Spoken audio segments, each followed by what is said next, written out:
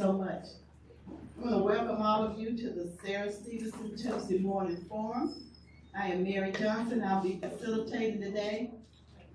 We have additional facilitators. We have Ms. Laura McCletty. We have Carlenia Ivory Canty. We have Jackie Edwards Walton. We have Nathalie McGarrett, who is our timekeeper. Hold your time card up. We also have Dr. Blanche Penn, who is the assistant timekeeper.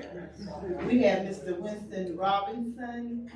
We have Steve Johnston as our website and computer guru, along with Mr. Shea Abdullah, who's also our website and computer technology person. We have Gary Young. We have Tina Marshall, and we have Robert Collins. Okay, we are growing. We always begin with a prayer. So, okay, we can do this.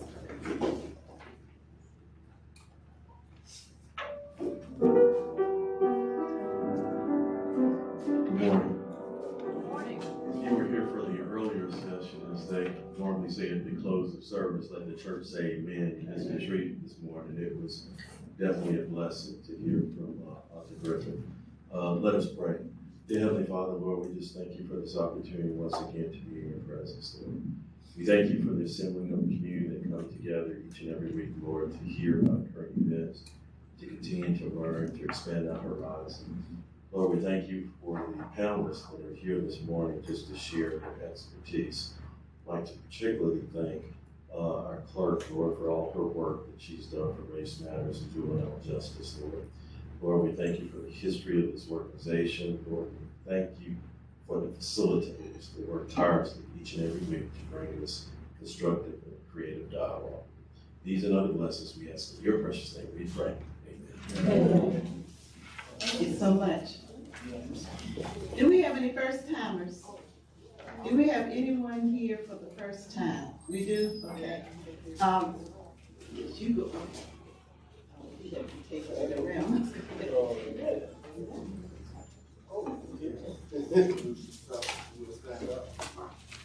Hello, my name is James Sumter. I am a case manager in the Roof Club. I was invited here this morning by my gym mate. He told me that if I want to find out what's going on in the community, this is a good starting point. So here I am. Thank you so much. Thank you so much. Okay, we have no other, oh, we do have another person.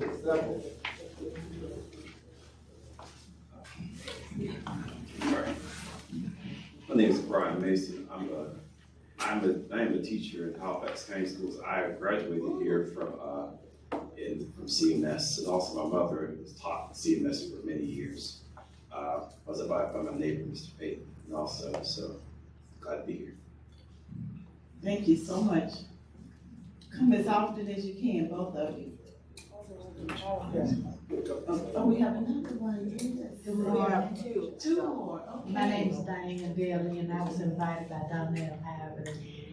You might be able to give me some information that I'm looking for. Okay. And the same go for me, that we was invited by Donnell. Okay. So we just trying to find out. Oh, yeah, okay. I remember Donnell told me she was bringing some. Yes. Thank you, thank you. What's your name? What's your name? Betty McCauley, I'm sorry. Macaulay. Uh-huh. Welcome and come Thank back. you. We have other subjects too, so you can come back for Yeah, everything. Thank you. And I also, I am a proud grandmother, so I do have my grandson visiting with me this week from Washington, D.C. He's a rising 10th grader at Jackson Reed High School in Washington, D.C. Oh, yes, I'm sorry. Did they name him yet? Hi, my name is Andrew Ariola, and I'm going to 10th grade at Jackson Reed High School in Washington, D.C. Okay. Okay. Our forum runs from 8:30 to 10, and at 9:45, we will pause for announcements from the audience. Announcements can also be sent to Steve at sjohnston@tuesdayforumcharlotte.org. Okay, these are the first timers. I would like for you to take a moment to silence your phones. If your phone is not on silent, please take a moment to do that. Mr. Coons.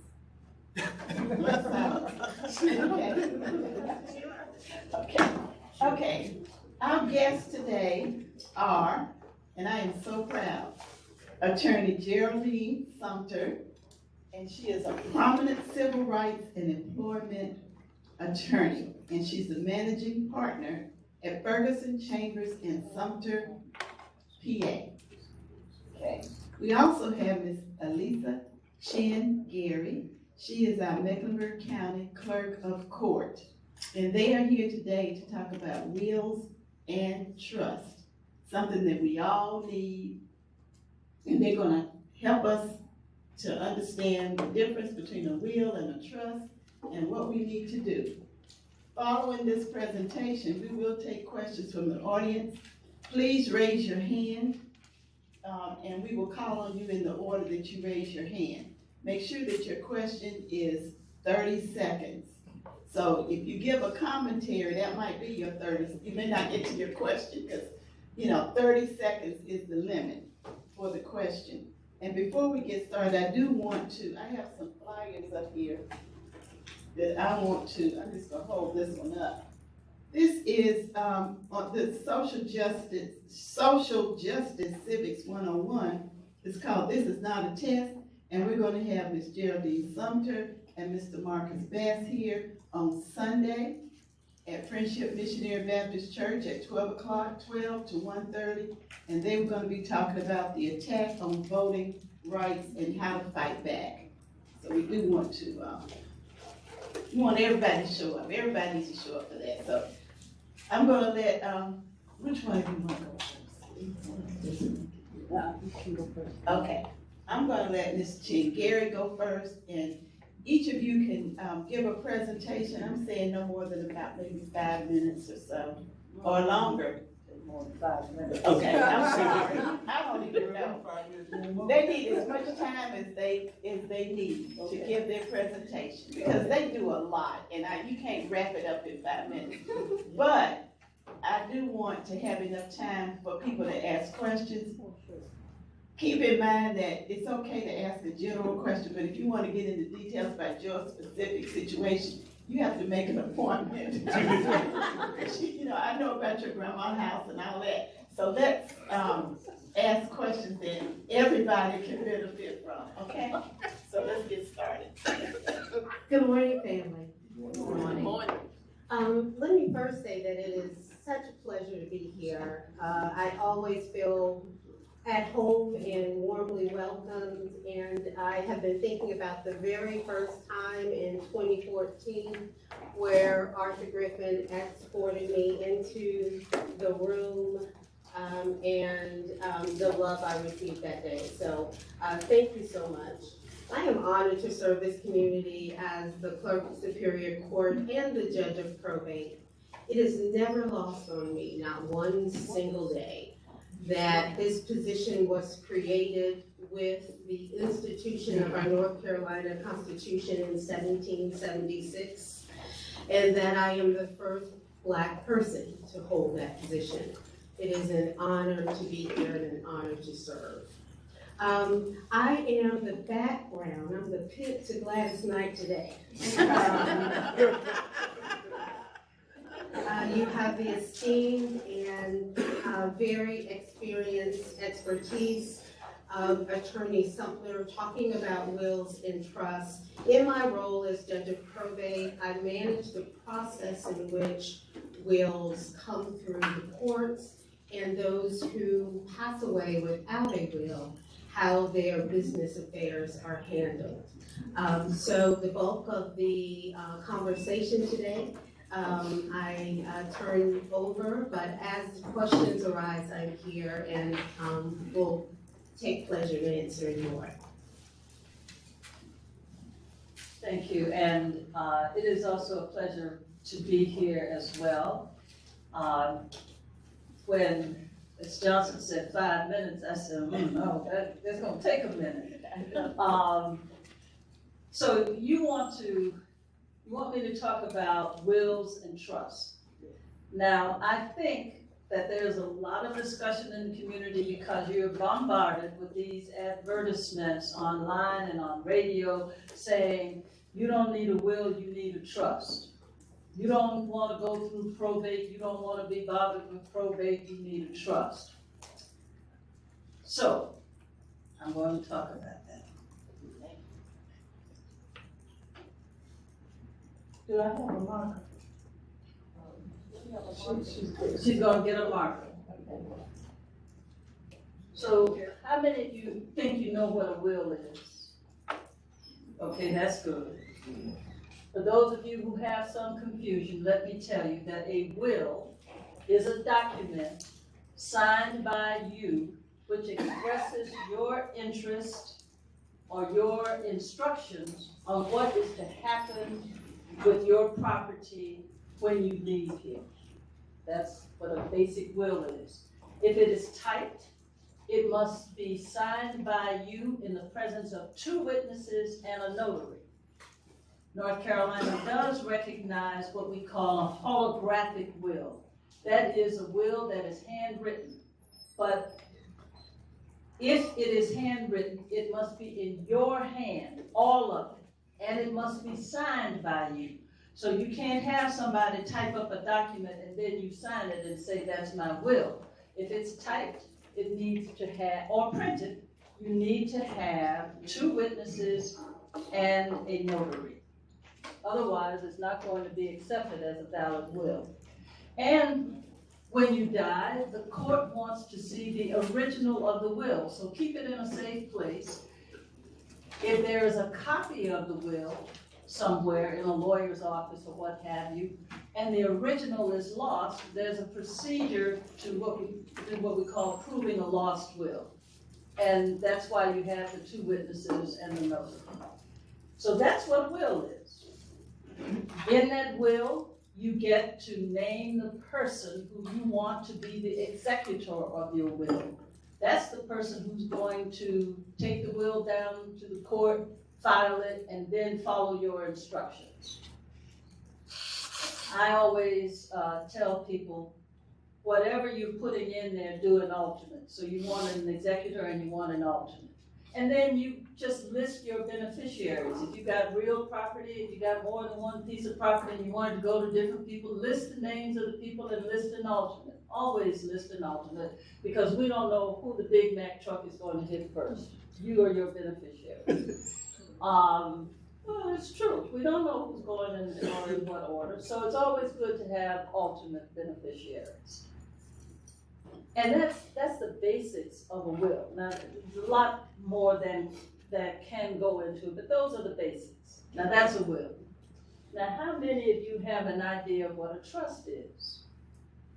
Okay. So, a trust is a document executed by you while you are alive. Obviously, everything's due while you're alive. But it holds property that you want to take out of your name, is the best way to put it. Now, this is where it's going to get a little complicated. Okay. So, right now, all of you have an estate. It's whatever you own and in your name is considered a part of your estate. That can be your jewelry, your clothes, your house, your cars, your money, land, everything you own. Intellectual property, that's considered a part of your estate. And it's in your name. You pay the taxes on it. You pay the bills on it. You secure it. That's all yours. And then there's this thing called a trust. Now, what you do with the trust is you move things from your estate into the name of the trust. It can be the Ken Coons Family Trust. All right, well, it can be the Mary Johnson Family Trust. And if Mary Johnson wants to put her house in the trust, only her house, she can just transfer by deed from herself to the Mary Johnson Family Trust. That house is then not owned by Mary Johnson, it is owned by the trust. The trust is responsible for the taxes, the upkeep, insurance, maintenance, what have you. Now, if that house is not income producing, Mary's still going to be paying the taxes and the insurance and the maintenance on it. And she can live in it. Because when she establishes that trust, she's going to designate what the trust is to be used for. That a trust has a grantor, that's the person who owns the property and puts the property in creates the trust, is the grantor. That grantor almost always names him or herself as the first trustee. Under this trust, all of the power lies in the trustee.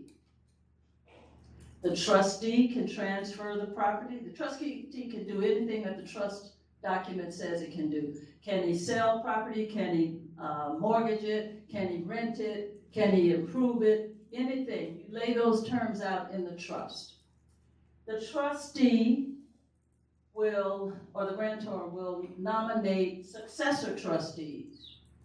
So because, the trustee at some point may become disabled, and certainly at some point in their lives they're going to die. So you want an alternate trustee. So you want a secondary trustee, you can put a third trustee down there. Now, I gave you an example of Mary moving her house out of her name into the name of her trust, but she can put other things in there. She can put her cash in. She can put bank accounts in. And the way that she does that is she goes down to the bank and she transfers the money from her bank accounts into the Mary Johnson Trust account. And her checks will have Mary Johnson Trust account instead of Mary Johnson. So there are two separate entities that can own property. Some people try to put everything into the trust. And it's not a difficult thing, really. When I draft a trust, I do a document that calls assignment of property to trust. And in that, I can say, this assignment made this day to the Mary Johnson Trust includes all of my personal property, and you can list it out. All my jewelry, my money, my furniture, my cars, my houses, all of that you can say. Now, some people are not prepared or don't want to start transferring a property over when they come in to set up the trust. And I say to them, this trust must be funded. You cannot have a trust and not have anything in it. So I tell them, give me $5, $10, $20, whatever you got in your pocket. I staple that to a piece of paper, and I include that with the trust. The trust is then funded, okay? That's important. The trust needs to be funded. You just can't have an empty trust out there that has nothing to govern.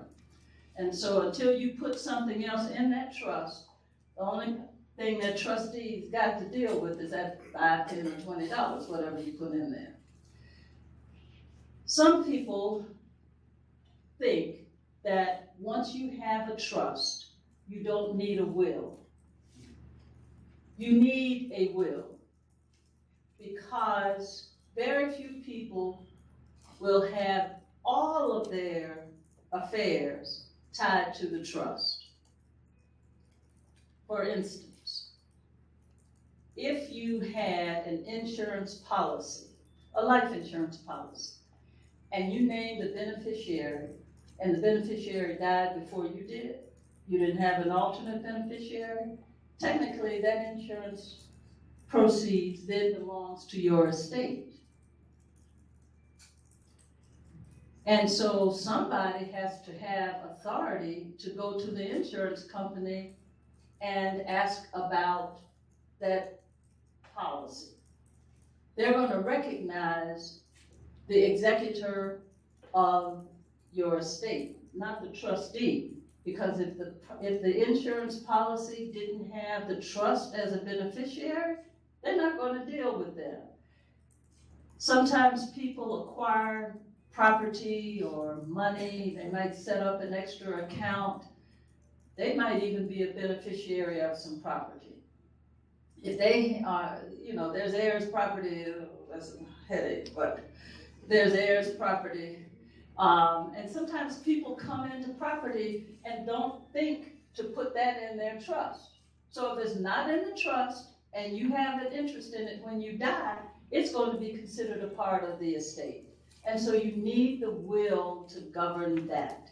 Now, in some wills, in some cases where people have a trust, they put a provision in their will that we call a pour over, which means they say, everything that I own, including real estate, I put into my trust. And they don't do it until the the probate of the will. It's not that you don't want your estate to go through probate.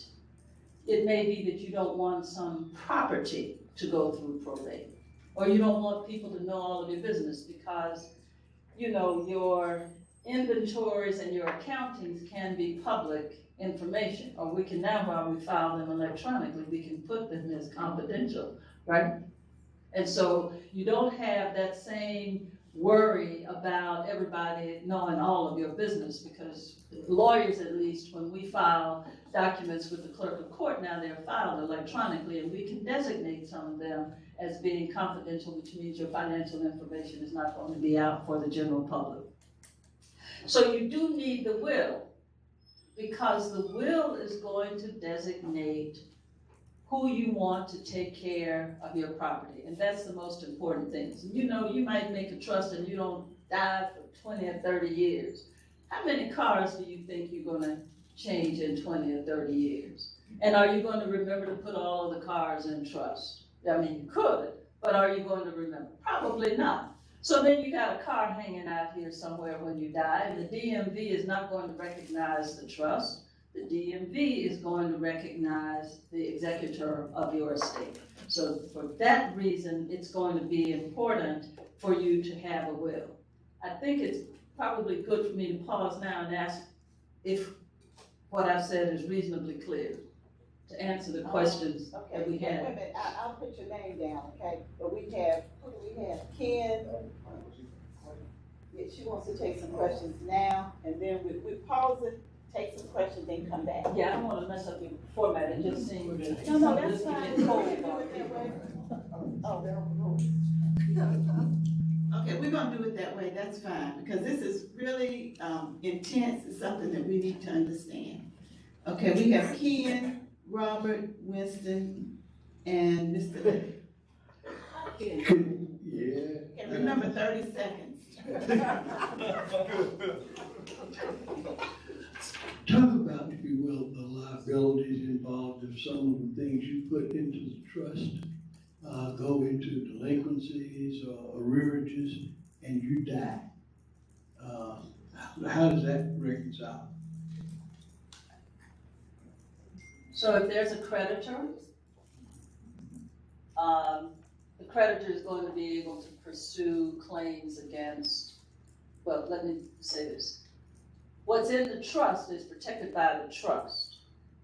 So if you go out and you buy a car in the name of the trust, then the trust is the debtor and the creditor can come after the trust. If you buy it in your name, then they come after your estate. Now, I think that raises a good point. One of the reasons that a lot of people are becoming interested in this trust vehicle is because they do want to shelter property, particularly real estate, from the possibility of a Medicaid lien. Many of us have had experiences with nursing homes, or people who are not in nursing homes but need some kind of daily care in their homes. Medicaid, not Medicare, Medicaid, under the current structure, God knows what it will be 2 years from now, but under the current structure, if Medicaid pays a part, not necessarily all of it, but a part of it, of any of your in-home care or nursing home care, it doesn't send you a bill while you're in the nursing home, but it keeps a tally. And at the point of your death, they will move against any assets that you have in your estate to recoup the expenditures that they have made on your behalf. Now, if you transfer property either to a trust or to someone else for fair market value, 5 years before you need the Medicaid assistance, the government will not come after it. Now I'm telling you 5 years now, that's what it is now. At one point, it was 3 years. And about 15 years ago, it went to 5 years. Might be time for them to change again. But you know the scope of the land politically. So 5 years, you've got to wait before you get Medicaid assistance if you are trying to avoid them coming after any property that you have. But if you have that property in a trust, if you put that property in a trust 5 years before you need to avail yourself of the Medicaid benefits, the government will not come after it. And it goes however you put in the trust the property is to be distributed. Sometimes you can say it's to be sold when I die and distributed among these 3 or 4 or 5 people, whoever. But if you leave it hanging out there, if it's in your name, when you go into that nursing home, it can be subject to a lien, a Medicaid lien. Good morning. I have two questions. I believe you may have just answered one of them. Earlier, when you were stating about a trust, you said the deed. So that means that the house does not need to be paid for. In other words, I have multiple classic cars that I would like to put into the trust, but my house, I still have a mortgage. Can I put the house in the trust? And also, my wife and I both own businesses. Could we put both of our businesses in that trust as well? Okay, let me answer the first question. Let me answer the first question. Can you put a mortgaged house in a trust? Talk to your mortgage person about that, because you know mortgages, when you sign the mortgage, it can have some restrictions on transfer, so you have to deal with the mortgage company first, okay? And you know, the mortgage people, if you transfer property out of your name with a deed of trust on it, they may say, we'll do a deed of trust on your trust, because they know that the mortgage is secured by the real property. And hopefully it's appreciated in value and not depreciated in value. Although sometimes, you know, back during COVID, people were paying these astronomical amounts for houses, and sometimes they overpaid for them, and so they, you know, what do they call it, underwater? Now, can you put businesses in trust? Yes. But if you're going to put a business in trust, I think you want to be very careful about the structure that you have in the business, and that the trustees are similar to whoever is managing and owning the business at the time. But you can put a business in trust. Good morning. Thank you both for being here and the information you're sharing. And I just wanted to make sure I'm clear on some things when it comes to trust.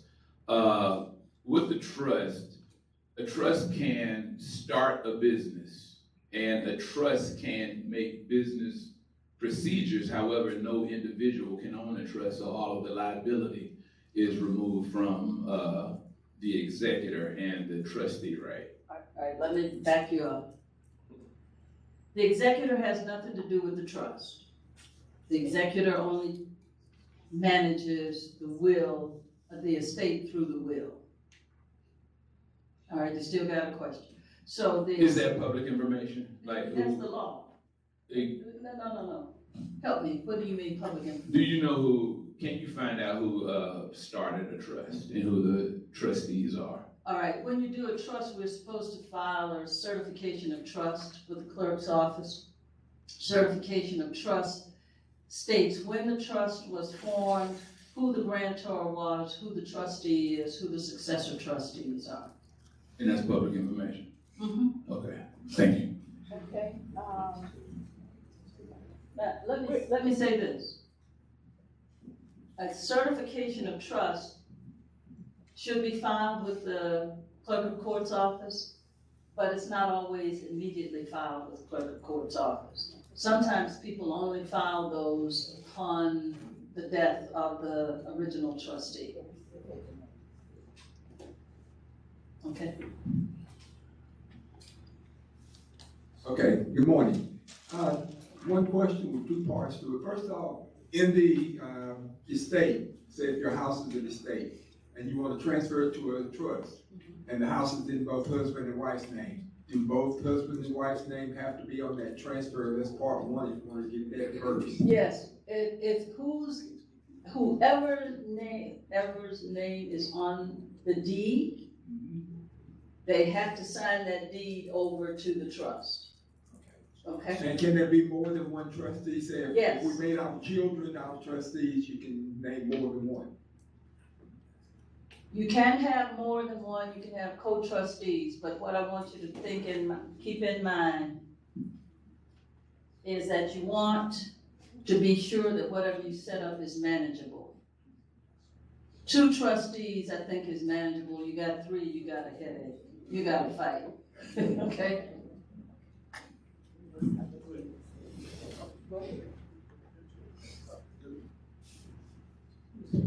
Good morning. This is a question for you, Honor. By the time something comes to the probate court, have you found it to be easier to navigate a will or a trust?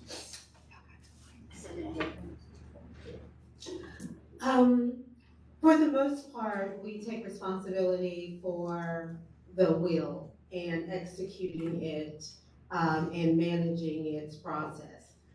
Very seldom are we managing the trust because that's being done by the trustee. There are some rare cases in which a trustee has violated some tenet of the trust, and it may come under the court supervision. But that is a handful of cases in Mecklenburg County. Okay, that was our break. We're still taking your name. If you have a question, you can still raise your hand, but we're gonna keep moving on and let Ms. Sumter finish her presentation. And then she's also available for questions, and also Ms. Chinn will give her presentation. Okay, so the other thing that I want to impress upon you is that when you name the executors under your will, don't think about, I want to put the oldest child or the this, that, or the other. Think about, number one, somebody who is capable, who has some business sense about them, somebody who is diligent and honest. Now, there are a lot of honest people. They can't balance a checkbook. You don't want them in charge of your estate. They're good. They'll feed you. They'll do a lot of things, but that's not one of them. So you want to select somebody who you know is good about following through on things. And if you know what kind of family you got, we all have families. So it's got to be somebody who can maintain the respect of the family so that things don't disintegrate. It's that aunt, that cousin, that best friend that everybody knows doesn't take any stuff and who just kind of goes by the book. In addition, to drafting the will, sometimes people do a paper that they attach to it, designating certain particular items to go to certain people. You know, I've done wills that have gone from 1A through 4 times Z, you know, Z, because they give every little thing away and what have you. But another way to do that is just to put a piece of paper that is attached to the will and give instructions on whether it's required to be followed or not. And a lot of the times when you go down that road of saying that this quilt, this dish, that, some of that stuff is broken and gone by the time you die. And, you know, saying my car this, and you can change cars 10 times. So you can do that if you wish, but there are other ways to handle it. And likewise, the trustees you want to also be people who will know how to navigate things, people who are not going to be afraid to go down to the clerk's office and ask the right questions, or go find a lawyer and get them to help navigate that process. Now, I'm going to say this since I have enough gray hair to say it. 25 years ago, this thing didn't occur to me so much. But as you age, you need to think about putting somebody who's a little bit younger than you, because all of your friends, they're subject to the same health problems, maybe, you know, decline in cognitive abilities and all of that stuff, or just getting around. And if you keep living long and they live long, they're not going to be bothered with all of your junk when you leave. So at least get somebody a generation younger than you, if that's possible. And for your alternate, if not the primary one. I'll tell you this little story. I had an aunt who lived, great aunt, who lived to be almost 105. Her daughter died 6 weeks after she did at age 85. And both of them had old people as their executors. But my great aunt had her daughter. Then her daughter died, and her daughter had 2 contemporary friends. One said, I just had my knee redone. I'm not being bothered with this. And the other one said, no, I'm tired. I'm too old. I'm not fooling around with birth stuff. And so then they had to go among the family, which was a little bit of drama, and come up with somebody they wanted to go to the probate court and be responsible. So I learned that lesson is, you know, go down a generation of somebody you trust. You know, we always need to have younger friends. That's right. Okay. Ready for questions again? I am, yes.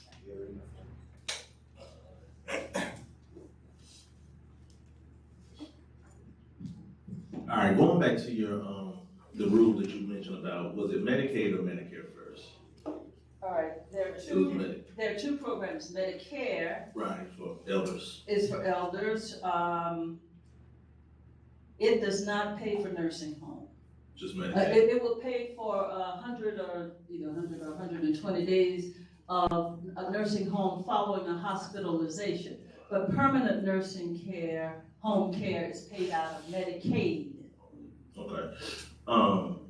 Are there, you said it was a 5-year if you needed the rule for Medicaid. Are there any rules that apply to Medicare that are similar in nature where you should have your estate within a trust within a certain time frame? Okay. No, because Medicare is not going to come back. There might be some exceptions, but generally Medicare only comes back at you for Medicare fraud. You know, and usually it's not the individual, it's usually the caregivers who have overcharged Medicare or claim that they have provided services and they haven't.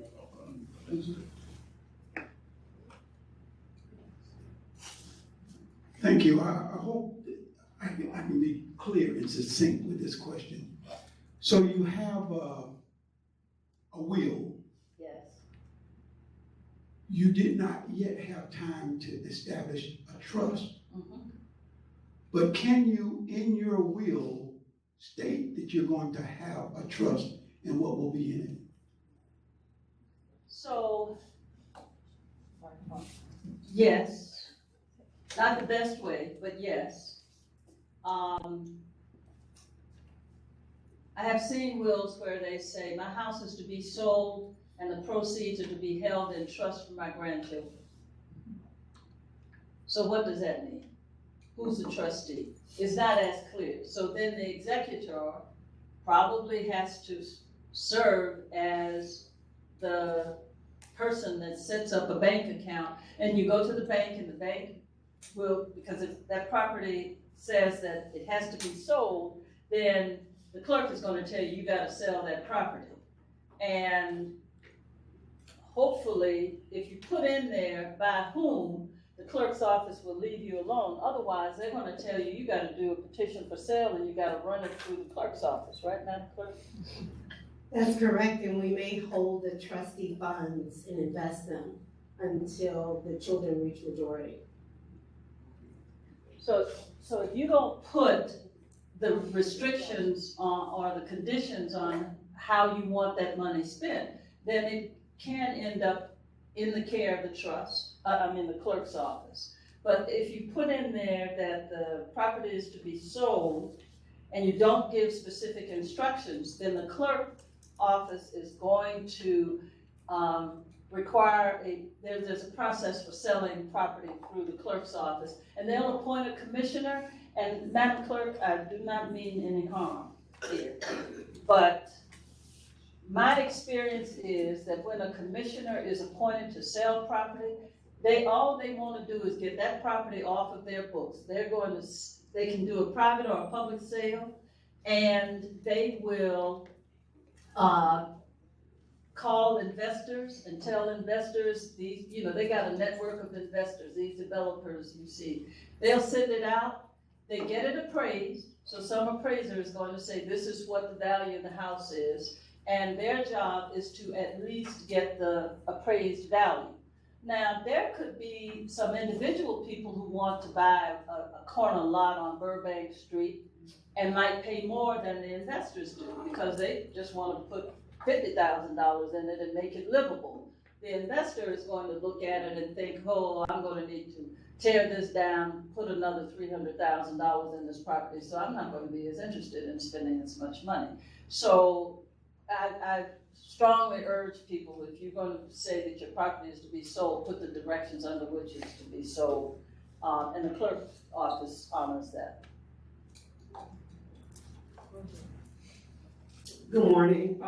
It's good seeing you again, but this question is for you, Ms. Sumter. Okay, so clearly this information is not new, but when I'm thinking generationally, Black folks have not been taking advantage of things like this. I'm curious, what barriers have you seen people of color face when it comes to establishing a trust and getting wills done?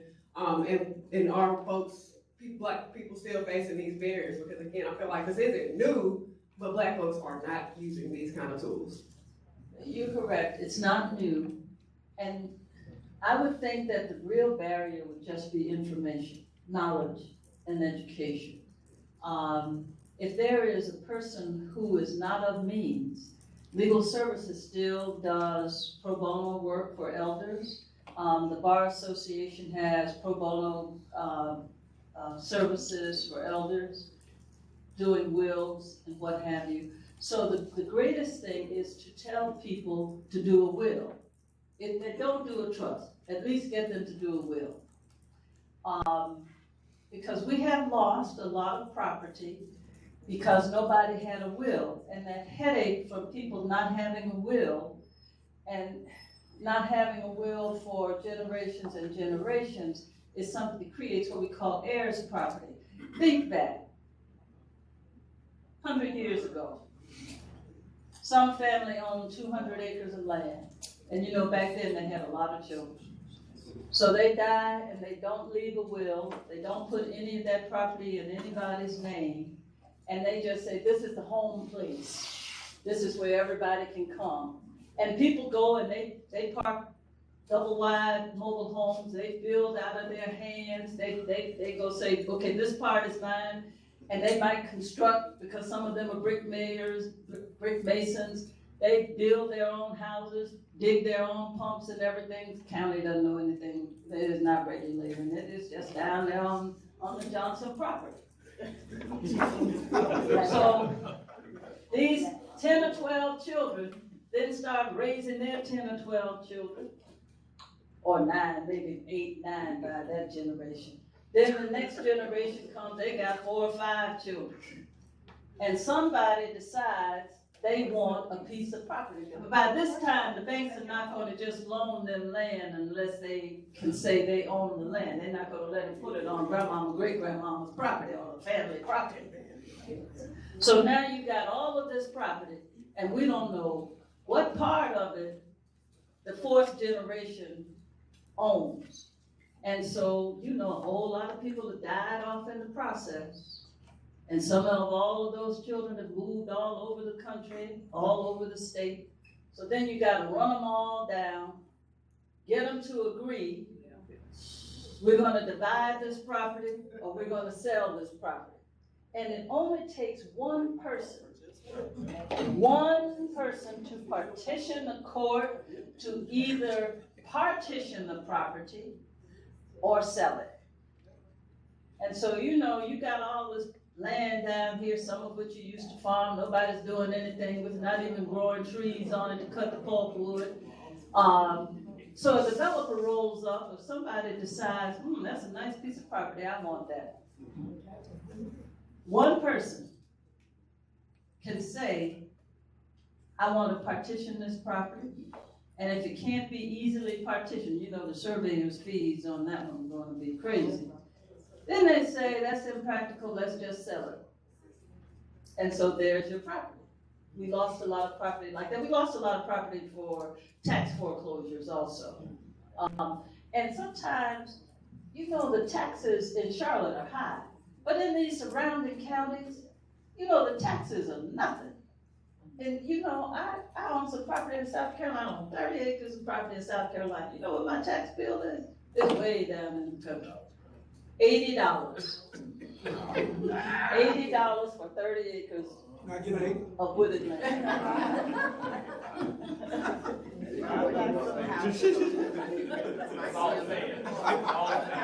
Okay.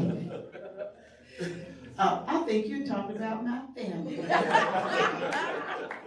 My mother had 13 brothers and sisters, and we in like the 3rd and 4th generation trying to get everybody together on that property. All of us in that.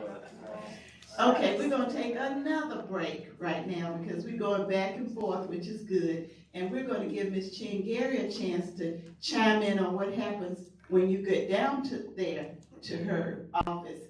And we're coming back to Ms. Sumter, okay? Okay, take it away. Good morning once again. The role that the clerk of court often plays is when someone loses a loved one, perhaps suddenly, and there is no will. If there is a will, families know what to do. Often they know where the will is, and they know what to do. I did want to add to Ms. Sumter's conversation that the clerk of court is a safekeeper of wills. So if you don't trust your family, or you don't want to put it under the mattress in a safe deposit box, if you want to put a copy with the clerk of court, we do hold wills for safekeeping. That way, if a loved one passes, the executor can simply come to the court, the will is there. But in the case that there is not a will, our office staff is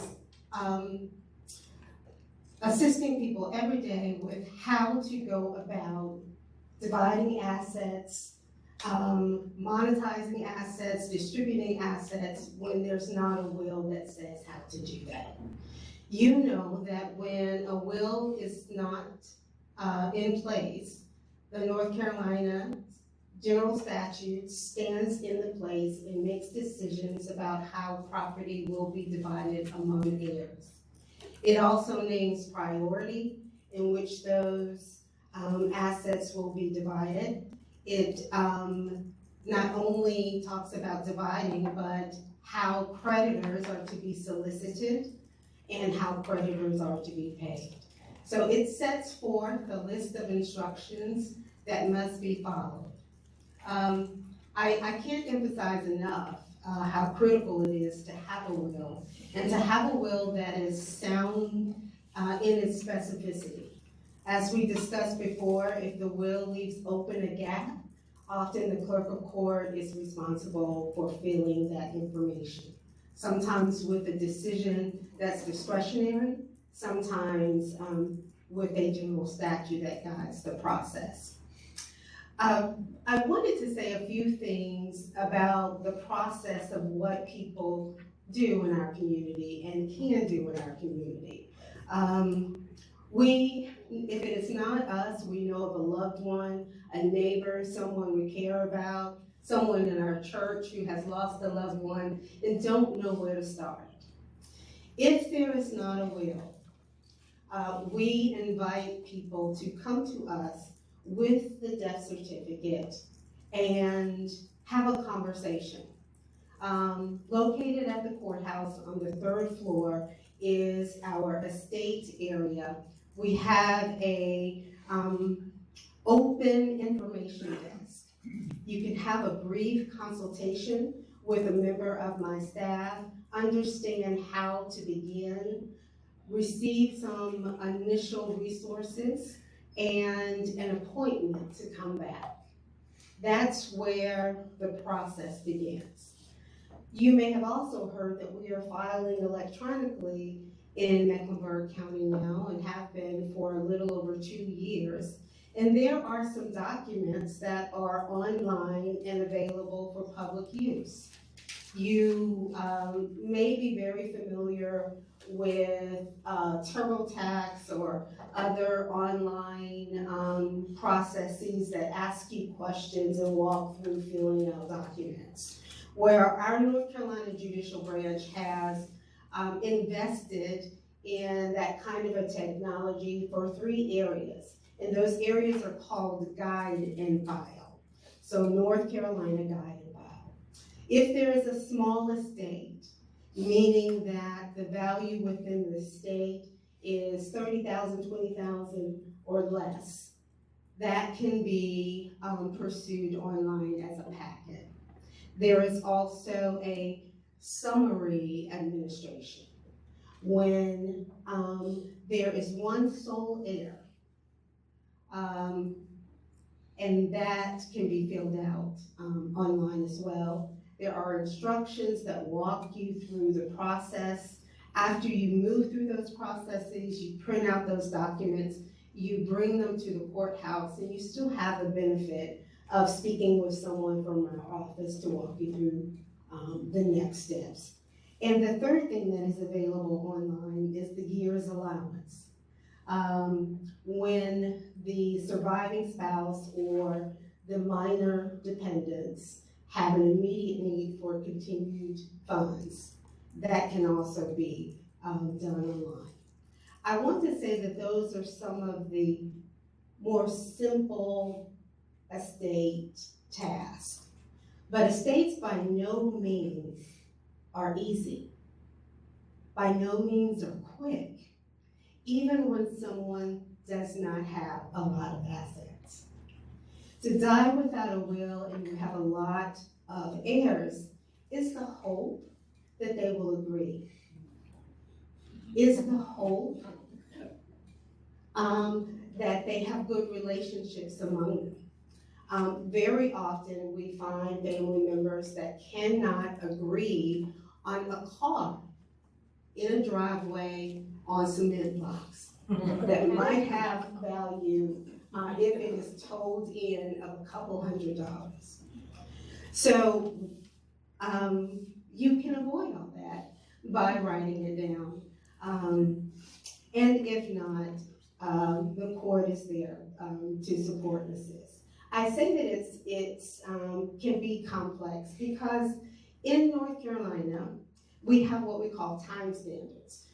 We hope that a case opens and closes within a certain time period.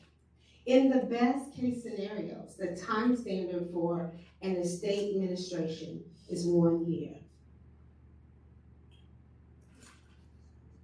In Mecklenburg County, where we have close to 5,000 new filings each year, I can tell you that that time can be exceedingly longer than 1 year. So it can be a lot. It is complex. We are not attorneys in our office. We do not provide legal advice. We do share information. We do share resources. And in some cases, it is very difficult for someone to navigate this without the assistance of an attorney. So legal aid, those pro bono clinics can be very helpful in helping someone never to get into that kind of situation. So online tools and getting started is a simple walk-in. I say that because this is not an era where making a phone call is an easy thing, right? And I can tell you that calling into the estate's office, you are going to get transferred a couple of times. We are 200 plus staff, and we are waiting on customers. We are in courtrooms. We are in many places and not sitting idle by the phone. Walking in is your best opportunity to talk to someone, get resources day one. The second best is online resources.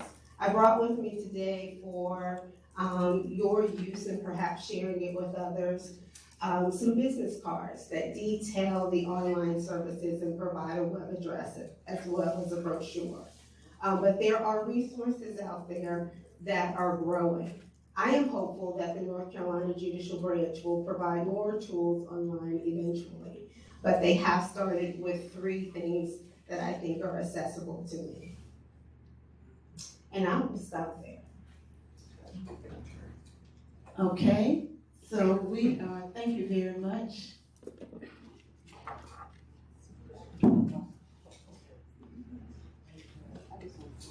Good morning. This is for the Madam Clerk. You actually probably just answered my question. So I've been the executor twice of 2 estates. So I've been down in probate and been through the processes. They were very different processes each time.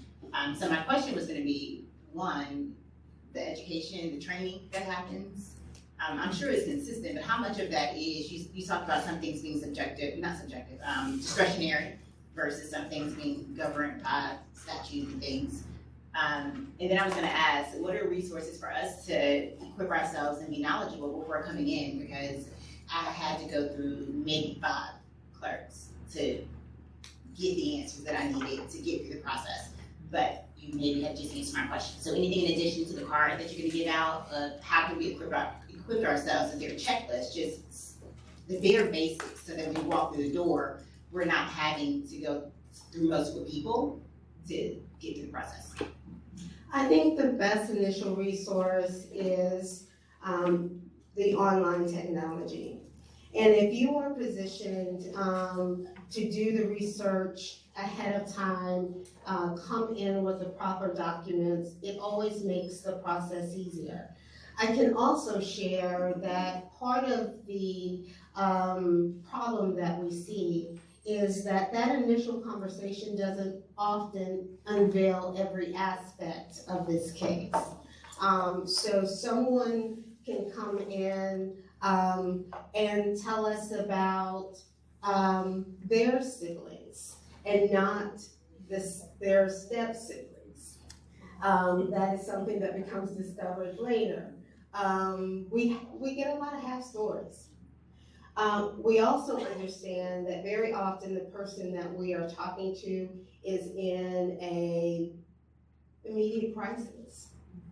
they have lost a dear one, they may be in financial strain, not know where to start, feel that this process is overwhelming while they're grieving. Many people are intimidated about coming into a courthouse.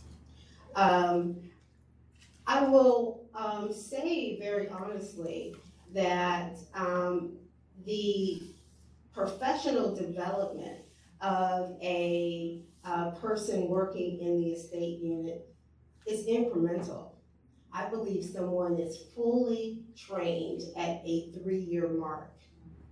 So if you are walking in and you're talking to someone who has less experience, you might find they need to go ask someone. And I can also say, even with our most experienced, there are nuanced situations in every family.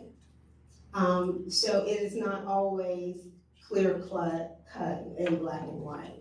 What I will say, as you have served as an executor twice, and you know how complicated this process can be, how long it takes, just sharing the information about how someone can prevent this, as you have learned about the complications, is very important. So you can be a voice for that.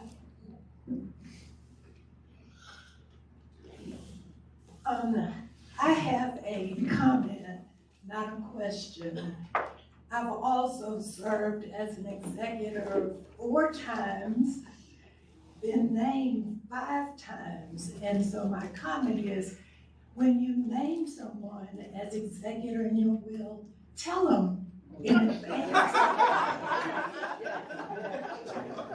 Because I found out 4 of those times after the fact. I had no idea.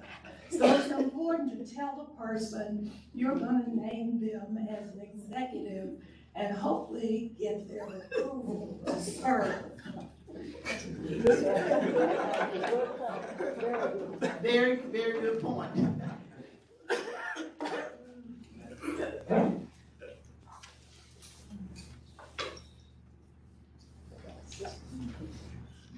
Just a quick question, Madam Clerk. I oftentimes used to get calls. North Carolina is a title state, and let's say I've been married 25 years, and as Geraldine said earlier, I'm on my 3rd truck. But my first truck, I had it my wife's joint name, and but my 3rd truck, I forgot to put her name on there, and there's a death in the family. So I want to give that truck with just my deceased husband's name on it to my son to drive to college, but he needs to get the title changed so that he can get insurance as he goes. Is there some help for the living spouse to be able to make that title change real quickly? The sad answer is it is not quick and easy. We often find that if I entitled it Elisa Chinn, if I entitled it Elisa Chinn Gary, if there's a hyphen in between the Chinn and the Gary, if that's different from my driver's license, all of those nuances matter. And we often find people who are very frustrated with the process of going back and forth because it does not match perfectly. But the DMV is going to require that. So it can be a tedious process, or it can be relatively easy. If you have one of those Fred Smith names that are not going to change, then that makes it a bit more easy. But we do find a lot of frustration with it needing to match exactly. I'm up next. 2 questions. One, I was told that executors can get paid. Is that true? And secondly, if I'm an executive of an estate of a husband and wife, and they're pretty wealthy, if one dies and the other one doesn't, am I still the executor for their estate? And what happens in the case that one dies that I'm related to and I'm not related to the other one, except through my marriage? How does that work? I will answer your first question. Can an executor get paid? It is a lot of work to be a personal representative of an estate, whether you are an executor or an administrator. So yes, there is compensation for that the North Carolina statutes calls a commission.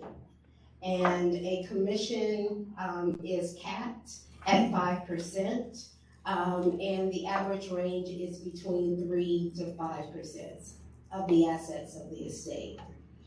Your second question, if I understand correctly, if you are the executor of a will when someone passes, you maintain that executive status even if there is a surviving spouse. You will be responsible for executing it as it is written.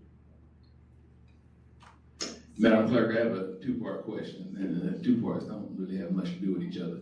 But to Judge Yvonne Mills Evans' point, now what if you are just a charismatic, funny guy, somebody decides to throw you in a wheel? How would you find that out? Is there a website, kind of like the state website, if you have money waiting on you or something? If somebody just thought you were just a really nice guy and wanted to throw you into a wheel, is that possible? Also, you mentioned before that if an estate is sold, the clerk would invest the funds. Now, far-fetched, but if the market turns or something happens, what then happens to the money investment? Is there a database where you can find out if you were thrown into a will? The answer is no, I've never heard of such.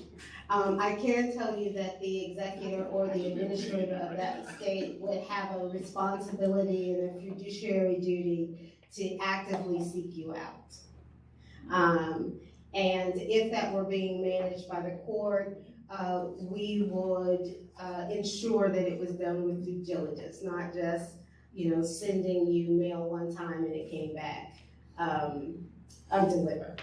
So there is a process whereby due diligence has to be performed.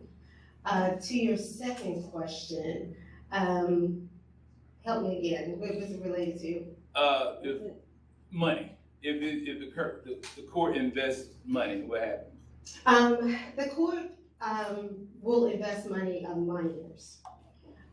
So whether it is something similar to what we discussed about money going into a trust for the benefit of minors, and there's no specification in the will as to who is responsible for that or how it will be done, we will invest the funds until the minor reaches the age of majority. The same would be true if a young person were in a car crash and received proceeds from the insurance company. We often find ourselves investing on behalf of that minor. I can tell you we invest fairly safely. That's what he really means. We invest fairly safely. Sometimes with CDs, we're not investors in terms of following the market and making those decisions. We place it into accounts that has low risk and an average percentage of increase. Good morning, ladies. Thank you very much for the information. I think my question might be to you, Ms. Sumter, and that is, could you talk a little bit about the advantages and the disadvantages of a married couple having a joint will versus an individual will? Don't do it. Don't do that. Don't do a joint will. Don't do it. Each one, you can have what I call mirror wills. That is, the husband does a will and he says, I leave everything to my wife, and if my wife predeceases me, I give everything to my children. Wife, on the other hand, I leave everything to my husband predeceases me, I give everything to my children. But you need two wills. Okay, don't let that joint will thing isn't, no.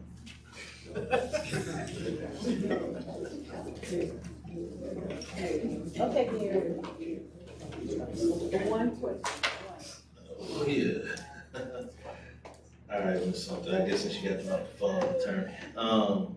This question is from Danye. Let's see, if we know that the absence of wills and trusts is contributing to the loss of generational wealth, how do we move estate planning from being something people think about late in life to something that becomes a normal part of financial wellness education?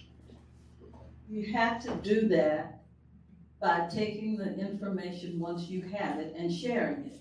First, start with your family. Start with you, your children, your sisters, your brothers, your aunts, your uncles, your cousins. You go to family reunion, you have a workshop on genealogy. Next to that, you ought to have a workshop on estate planning. But it's really our responsibility to pass that information on. Just as you said, it's been here for a long time.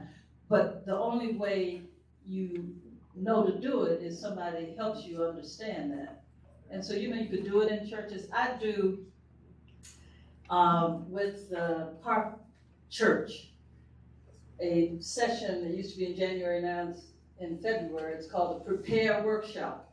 And they videotape it. It might be online somewhere. And they bring in this whole host of people. It was started over 20 years ago by Dr. Geraldine McGuire. This whole program where they tell you, these are the things you're going to face at the end of your life. This is what you need to prepare for. It's everything from Medicaid, wills, trust, living wills, power of attorney, healthcare, power of attorney, all of that. So more churches, I think, are doing that. I think Friendship has one. I know of other churches who do it, and that's a wonderful way to disseminate that information. Thank you for the information. My question is, what if you have a 501k and you indicate in your will who that is to go to? No, sir. You do not put your 401k, 501k, none of OKs in your will. You designate the beneficiaries on that plan. That's money you want to be unencumbered by the estate or the trust or any such thing as that. You designate the beneficiaries, alternate beneficiaries as well. And the beneficiaries have to withdraw that money over a 10-year period. They now have up to 10 years to withdraw it. It used to be 5. And sometimes, people had pretty high 401ks, and if people had to draw it out, then that could mess their tax bracket up. And now you got 10 years to do it. But my advice is to not put that in a trust or a will. Put the documents on there. And some of you may have mutual funds. If you don't want things running through the estate and you want that money to go directly to the beneficiaries, put the beneficiaries on it. Life insurance also. You can put life insurance in your estate. You can put it in the trust. But you tie down the process by which it can get distributed to your beneficiaries. If you got a spouse and she needs that 401k money, she doesn't have the 3 or 4 money. You don't want to be wasting her time going through the state administration. You got a life insurance policy, your people present the death certificate and medallion signatures, and they get the money. I'm gonna take a point of privilege because I've never done it before. My question is for the online listeners as well as the younger people. A lot of us in this room 40 plus. So the people that's like 20, 25 years old, when do you suggest that they start thinking and putting together a will? Maybe they have a child that's 3 or 4 years old and they don't really have anybody under them that can, execute their stuff in their mindset. As soon as they get anything, it's not hard. They ought to try to do a will. And a will, once written, can be changed. As long as you're competent, you know who you are, what your property is, who your relatives are, you've got the competency to do a will, you can change it. You can file that will, as Madam Clerk said, but the danger in filing it is if you go change it and you revoke it, then that will is no good. You've got to keep filing your updated wills, but you can do that. I'm helping a family of a 26-year-old man who had 5 children. No will, no nothing. And it's a sad thing. Fortunately, he was a good wage earner and he had a whole lot of insurance with the company that he was with. But it's been a hassle trying to get the executor or the administrator appointed because the baby's mama, and he wasn't married, just one baby mama, all 5 by the same lady, had an interest in managing the estate, and then his mother had an interest because she knew that young woman that he was hanging out with, 26 years old, 5 children, she had got, you know, she needed help. So she agreed that the mother should do it, but it was, you know, they could have been fighting each other. So yeah, everybody, basic, simple will, leave everything to my mama or whatever they want to do. Okay. Okay, we just hate to close this out because it's just, this could be 2 sessions, 3 sessions. We can have a working session. Okay, but I'm going to give each one of them a chance to make a closing statement, okay? Can I take my time to leave wills and trust? When people come in and they ask me to do a will, say they want an appointment to do a will, I ask them to let me do 3 other things for them. I roll it into a package and I charge them 1 fee for it. You ought to have a power of attorney. That's a document that allows somebody else to take care of your business if you become disabled and can't do it yourself. And as you get older, and if there's some cognitive decline, and there is no power of attorney, and a guardian needs to be appointed, you have to go through a process with Madam Clerk, and there is a strong likelihood that the person who is appointed is nobody that you know or your family knows. It's an attorney whose fees are paid out of your money. So you go on and do your power of attorney, and hopefully if that person can demonstrate to the clerk that they are responsible, the clerk could appoint them instead of one of the public administrators. The other thing is a healthcare power of attorney. You need that, somebody needs to be able to make decisions or help you make decisions. And then a living will. Now, if you're one of these people who doesn't want to have anything keeping them here beyond the natural time, then you want a living will. But if you're one of these people who say, give me all you got, keep me here till the end, you don't need one.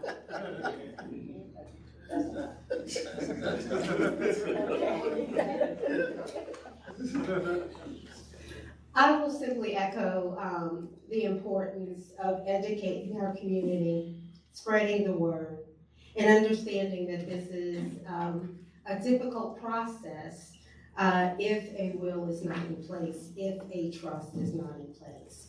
You could find a situation that there are family disputes, wishes are not honored if it is not written down. So it is important to talk to your family about that. I would also say, when we find members of our community that have not prepared for this moment, there are resources available to move the process forward. There are very kind people in our office that will begin the conversation and share information about how to move through that process. It is something that can be complicated for attorneys. So it goes without saying that it's going to be complicated for someone who has no experience in this area, who is dealing with family grief. So the better you can get prepared, you should. I will also say that in addition to the 3 more resources that I shared are online, just as a general point of knowledge, since our court systems went online in October of 2023, most everything imaginable that you can think about, a court action that comes anywhere from a criminal act to child support to a civil suit, there is some base information online about that through a system called Portal. So I would suggest and commend that website to you. It helps you to understand, may help you dating, it may help you understand who your neighbors are. It may help you understand what happened when a loved one got in some trouble. So in addition to there being resources, there is also a wealth of community information that is online at your fingertips.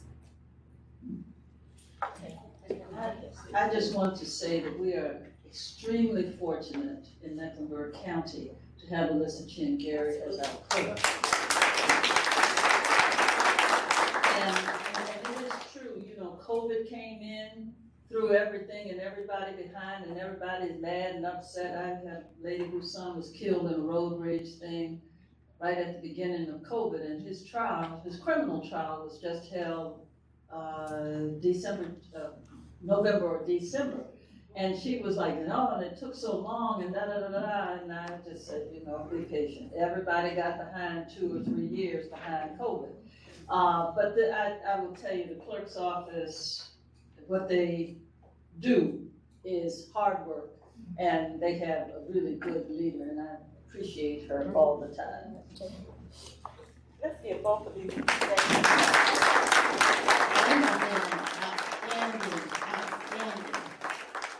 Okay, now, Ms. Chinn, you did mention that you had some, so what I'm gonna do, because I don't know if you have enough cards for everybody, and I know everybody's gonna want everything. So if I could ask people to take a picture of the card, that would help out a lot to keep, so that you don't have to say, I didn't get one, could you send me one? So if you could take a picture of the card, that would be really, really great. Okay, so we are open for announcements, and remember that at 10 o'clock, the camera stops rolling. So your announcement needs to be hopefully 30 seconds. If it's very detailed, give the information to Steve so he can put it on the website. Oh, before we go into announcements, this is very important. Revocable, what is it? Revocable versus irrevocable. Can you explain that? No, wait. You're gonna have to do that. We are. We're gonna have a whole conversation about trust, and there's 2 types. I know, okay, but we won't have announcements. Okay, go ahead. All right, a revocable trust means that you can change the terms of the trust, or you can dissolve the trust. Irrevocable means what it says. Once it's established, it's there. Perfect. Thank you so much. First announcement, we have the YMCA of Greater Charlotte. If you need access to a trust, we have, Carrie sent this in. I'm sending it to Steve. The YMCA of Greater Charlotte has a service that you can engage. However, I do trust the acumen of, one of the greatest attorneys in Charlotte, Geraldine Sumter. Thank you. Ken, you had an announcement. Ms. Sumter, how long have you been with the firm? Well, wait just a minute. We have to really be sensitive about their time. So Geraldine, I know you have another appointment, so I'm gonna let you go ahead and leave, okay? She has an appointment she has to be at, so I'm gonna. Okay. All right, so we're gonna, because we don't want her not to come back. She joined the firm, and now she's basically the long remaining one of the firms she joined. Yes, and they have in their offices an archival room for all of the former ones, so it gives me great pleasure to give you what I told you I was going to give you.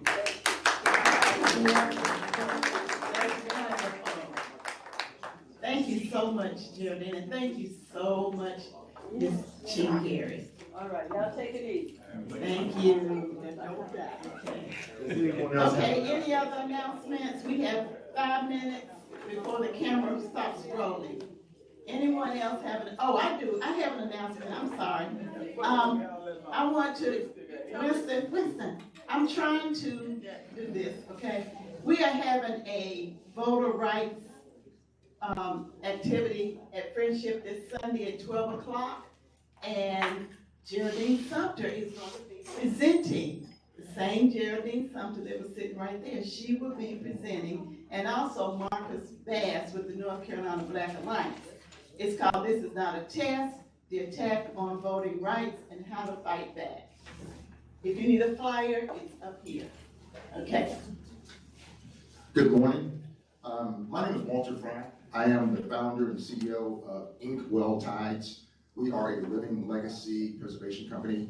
The conversation this morning really reminded me about why I want to talk today. We help families, communities, and organizations preserve what's important. Oftentimes those are stories. At Southern Lion in Pineville, we have a location called Legacy Place. It's a retail experience, a gallery, and a studio where families can come and record their legacy stories. Please join us. It's free. Take a minute to, I'll send it to my email and stuff with Gary. But we are moving people's hearts. We're recording their stories and we're preserving them for generations to come. Oh, that's great. I'd like to announce that QC Family Tree and Here for Good Business, we're having our monthly merchant meeting on the third Monday of every month. So on July 20th is our next meeting. If you know merchants, people who have a business or a social a service organization in the Freedom Wilkerson corridor, that's Freedom Drive, Tuckasegee, Wilkerson, all the things in between, please invite them to come to Enderley Coffee, which is on Tuckasegee Road, and join our merchants meeting. Here for Good Business merchant meetings, July 20 at 6 o'clock at Enderley Coffee. Thank you. Any other announcements? Okay, all hearts and minds are good. Thank you. We will see you next week, but I need to announce. All hearts and minds. Oh, the Stella Awards. We have all heard about that. That's coming to Charlotte later this summer in August. So we're going to have representatives from the Stella Awards here next. Yeah. Thank you. Have a great day.